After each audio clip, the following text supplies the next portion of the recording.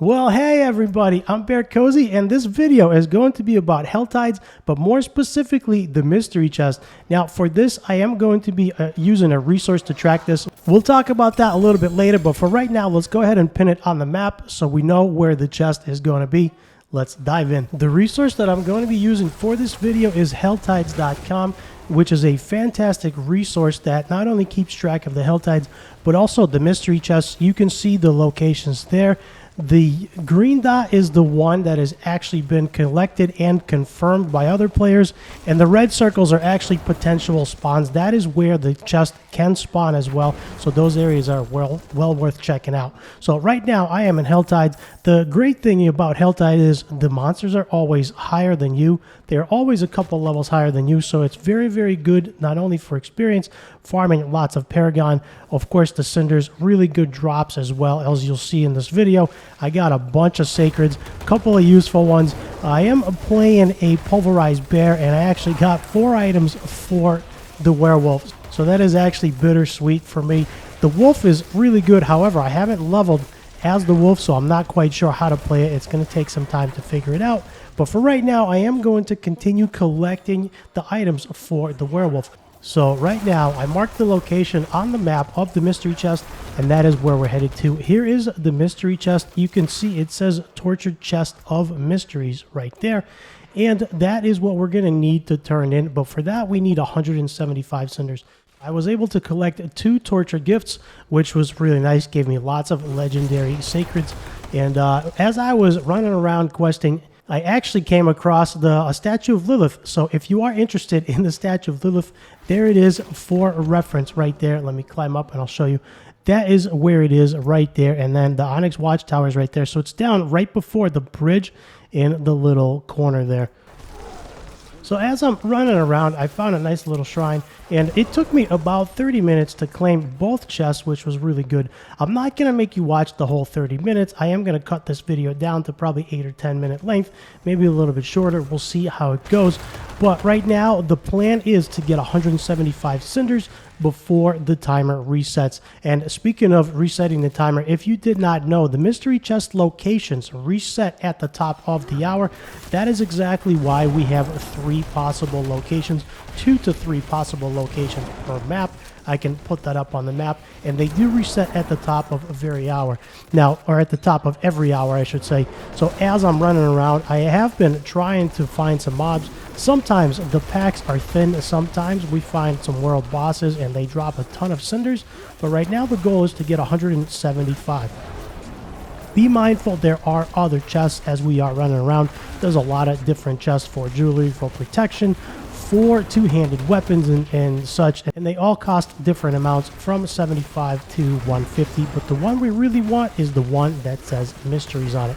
That is the best value. Of course, it's a mystery chest, but all the rest of them have RNG drops anyways, so you never know what you're going to get, and the mystery chest payout is much better and a lot more worth it to farm. And Helltides usually are in 2 zones, sometimes in 3, but most of the time the Helltides are in 2 locations, and each location has 1 mystery chest, right? Each zone has 1 mystery chest, and at the top of the hour, the mystery chest switches, and it actually switches locations. So in theory, if you start farming Helltide right as it starts, you have enough time to claim 2 mystery chests, 1 in each zone.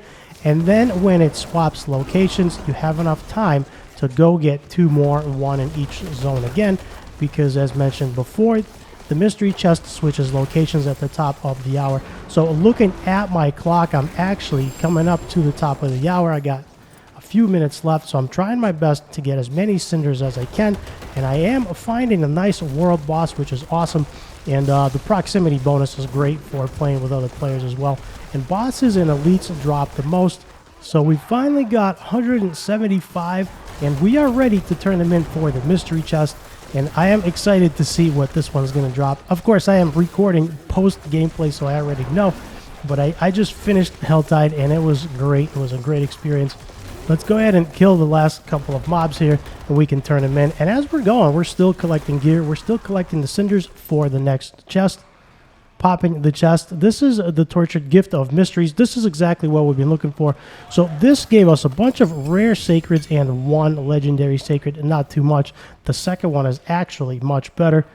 Here we are. I found the location of the next chest just for reference. That is where it is, where I'm standing right there.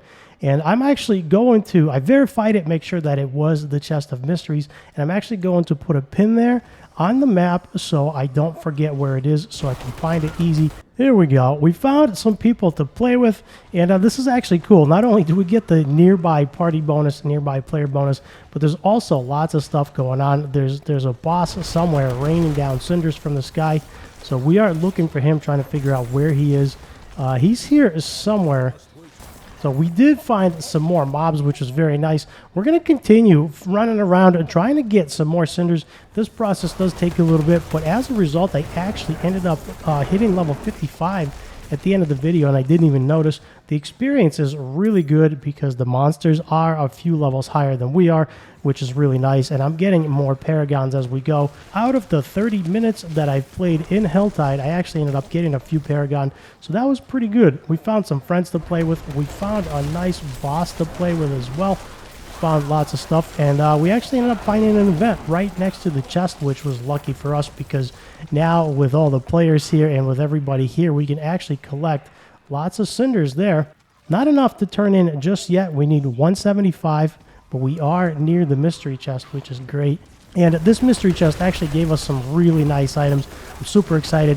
So, spoiler alert, a lot of them were for the werewolf, not the werebear, but that is still okay. At some point, I am going to be playing werewolf. As you can see, I'm running around as the wolf now because I got the chest piece that dropped to leave me permanently in werewolf. Werewolf is my permanent form right now, so I am switching between wolf and bear.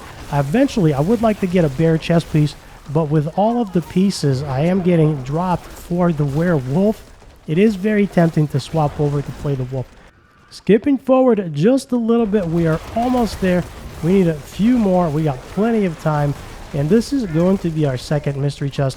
So collecting these mystery chests gives us really good items, and we also get a ton of experience in here as well. Right now, I'm still working on farming for better gear. Some of my gear is from level 30, some of it is from level 40. I am in desperate need of upgrades, so I am keeping an eye out for some sacred drops as well. Whether they are rare or they are legendary, sacred drops are going to be very good. Of course, I can always imprint a sacred item, a sacred rare item, to make it a legendary item, and that is going to help out a lot. One of the best things to do during Helltide is events, of course, not only for the nearby player bonus, but also for the amount of mobs, experience, and the amount of cinders that they drop. So keeping an eye on that. I'm always on the hunt for events. They go really quick. They're a lot of fun because you're playing with other players, and there's a ton of mobs. There's just a lot going on, and I'm having a blast. So collecting all of the necessary cinders that we need, we're just about ready to turn in. We are ready to get our mystery chest. All right, here we go. We see a boss coming out from the event, so the boss is actually really great. It's a great place to level, and if you can, you should always be doing Helltides whenever they are up because they do drop. Even the bosses drop really good items. You could see I got a sacred ring there, which is really, really nice. And I also got a cosmetic piece for the horse, so that's kind of cool. Let's go ahead and unlock that and add it to our stable master in our cosmetic collection, and we're off to turn in our mystery chest. Mystery chest number 2. We got more than enough cinders. Let's go ahead and turn that in. The Tortured Gift of Mysteries is what we've been after this whole time. And this one is our second one, and this one is actually, as you could see, quite a bit better than the first one. We got a bunch of sacred legendaries there. Most of those are for the wolf, but still they are very good items. So I got really lucky there. I'm really happy with the turnout. Of course, there's still plenty of time for Helltide duration. So if you farm enough, you can actually get a couple more, or at least one more mystery chest, because as I mentioned before, at the top of every hour, mystery chests switch locations, so you can actually get multiple if you are quick enough to farm the cinders.